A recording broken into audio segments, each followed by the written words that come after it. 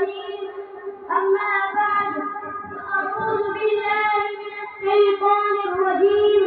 بسم الله الرحمن الرحيم. ابھی میں طفل مکتب ہوں نواعظ ہوں نفرزانہ، ابھی میں طفل مکتب ہوں نواعظ ہوں نفرزانہ، صدائے دل میں گونجی ہے جناب حق کا پروانہ۔ عزیزان وطن اور میرے پیارے ساتھیوں، آج جس مناسبت سے ہم لوگ یہاں جمع ہوئے ہیں یہ ایک یادگار دن اور ایک یادگار تاریخ ہے۔ یہ ایک ایسی تاریخ ہے جس نے اس ملک ہندوستان کو انگریزوں کے پنجوں سے آزاد کرایا اور اس ملک میں دوبارہ جینے کا حق حاصل کیا۔ عزیز بھائیوں، میں جو دوبارہ جینے کے حق کے بارے میں بات کرنے چلا ہوں وہ یہ ہے کہ یہ ہمارا ملک جس کو ہم بھارت، ہندوستان اور انڈیا کہتے ہیں، جب اس ملک کے اندر آہستہ آہستہ انگریزوں نے اپنا قبضہ جمانا شروع کیا اور ایک وقت وہ آیا کہ اس پورے ملک کو اپنے قبضے اور مکمل اپنی ماتحتی میں لے لیا اور یہاں کے باشندوں سے ان کے حقوق چھینے جانے لگے۔ ہمارے ہی ملک میں ہم پر رہنا سہنا حرام کر دیا گیا۔ غرض یہ ہے کہ جب ہر ایک غیرت مند شخص کو اپنی زندگی کا احساس ہونے لگا کہ وہ ایک آزادانہ زندگی نہیں گزار سکتا، تو اب ایسے موقع پر ہمارے بزرگوں نے انگریزوں کے خلاف مظاہرہ شروع کی اور لوگوں کو ان کی زندگی کا احساس دلایا اور ان کے خلاف میدان جنگ میں کود پڑے۔ انگریزوں کے خلاف آواز کھولنے والوں میں سب سے پہلا نام نواب سراج الدولہ کا آتا ہے۔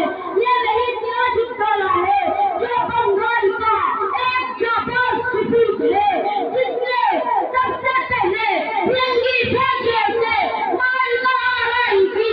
یہ وہی سراج الدولہ ہے جو محض 20 سال کی عمر میں بنگال کا بادشاہ ہو کر تخت نشین ہوا۔ یہی وہ سراج الدولہ تھا جس نے کبھی انگریزوں کو قبول نہیں کیا اور جب اس نے انگریزوں کے خلاف جنگ شروع کی تو سب سے پہلے اس نے ایسٹ انڈیا کمپنی کے قلعے کو قبضے میں کر لیا اور کلکتہ میں انگریزوں کے لیے زمین تنگ کر دی۔ آخر کار کچھ غداروں کی وجہ سے اس کو گرفتار کر لیا گیا اور 2 جولائی سن 1757 عیسوی کو برسراہ اس کو قتل کر دیا گیا۔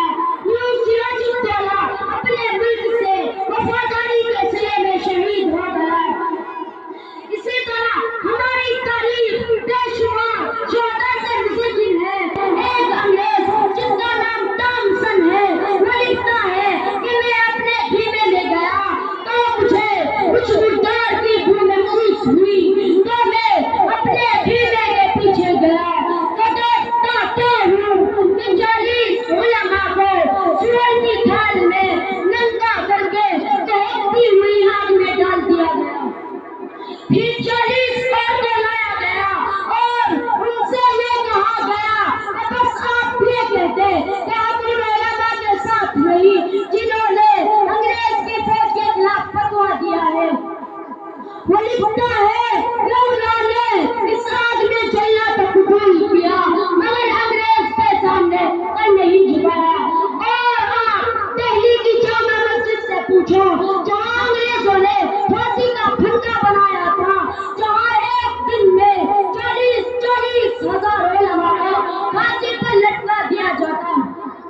اے میری قوم کے بچوں نوجوانوں، اسی پر بس نہیں بلکہ وہ آگے لکھتا ہے کہ میں نے اپنی آنکھوں سے دیکھا کہ دلی کی جامع مسجد سے لے کر خیبر تک ایک بھی درخت ایسا نہیں تھا جس پر علماء کو پھانسی پر نہ لٹکا